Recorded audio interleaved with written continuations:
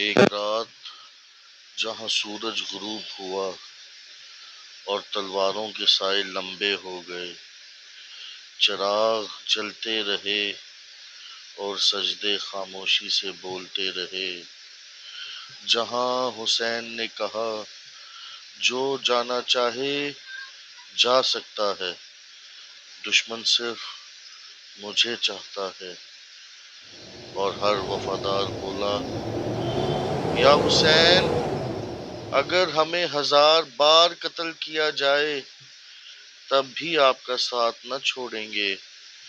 یہ شب عاشور ہے جہاں رات روشنی بن گئی۔ قافلہ حسینی نے کربلا کی ریگزار سرزمین پر خیمے لگا لیے، حر نے توبہ کر کے حق کا راستہ چن لیا، امام نے اعلان قیام کیا اور ظلم کے سامنے سینہ سپر ہونے کا فیصلہ کیا۔ اب وقت قریب آ رہا ہے، وہ لمحہ جب سورج غروب ہوگا اور حق و باطل کے درمیان قیامت کی پہلی رات اترے گی۔ ہوا میں سناٹا تھا لیکن دلوں میں طوفان۔ یزیدی لشکر نے حملے کی تیاری مکمل کر لی تھی۔ ابن سعد کے لشکر سے آواز آئی، یا حسین کل تمہیں یا بیعت کرنی ہوگی یا تلوار کا سامنا۔ امام حسین علیہ السلام نے علمدار وفا حضرت عباس سے کہا، بھائی ان سے ایک رات کی مہلت لو تاکہ ہم اپنے رب کی عبادت کر لیں۔ امام نے خیموں کے درمیان روشنی کروائی، فضا میں تلاوت قرآن کی آوازیں بلند ہوئیں، نمازیں، مناجات، سجدے، آنسو، دعائیں، ہر ایک خیمے سے روشنی پھوٹ رہی تھی، روشنی قربانی کی۔ امام حسین کا خطبہ اپنے اصحاب سے، میرے وفادار ساتھیو، کل خون بہے گا، تلواریں چلیں گی، لیکن میں تمہیں رخصت کرتا ہوں۔ رات کی تاریکی ہے، جو جانا چاہے جا سکتا ہے، دشمن صرف مجھے چاہتا ہے، تم سب آزاد ہو۔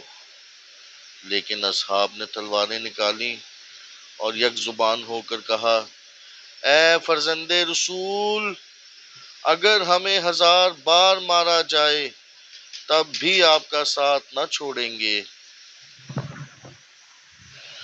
جناب مسلم بن نوسجا نے فرمایا، اگر مجھے 7 بار جلایا جائے پھر زندہ کیا جائے تب بھی میں حسین کا ساتھ نہ چھوڑوں۔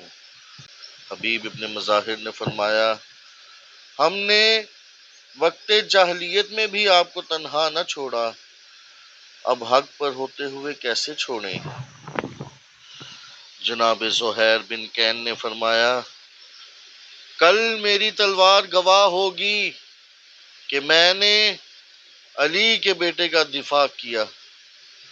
جناب حضرت عباس نے فرمایا، بھائی جان ہم تو صرف اشارے کے منتظر ہیں۔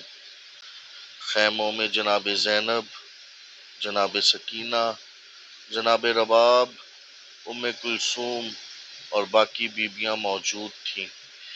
جناب زینب نے امام سے عرض کیا، بھائی کیا کل سب شہید ہو جائیں گے؟ امام نے اس بات میں سر ہلایا۔ زینب کی آنکھوں میں آنسو آئے لیکن چہرے پر عزم تھا۔ جب امام تنہائی میں بیٹھے تھے، جناب علی اکبر آئے اور کہا، بابا جان کیا ہم حق پر نہیں ہیں؟ امام نے فرمایا، کیوں نہیں بیٹا؟ جناب علی اکبر نے فرمایا، تو پھر ہمیں موت کی پرواہ نہیں۔ یہ وہ جذبہ تھا جو خون سے وفا لکھنے جا رہا تھا۔ جناب عباس نے خیموں کے گرد خندق کھدوائی، آگ جلائی تاکہ دشمن رات میں حملہ نہ کرے۔ تمام تلواریں، زرہیں اور نیزے تیار کیے گئے۔ بچوں کے ہونٹ خشک تھے مگر چہرے پرامن۔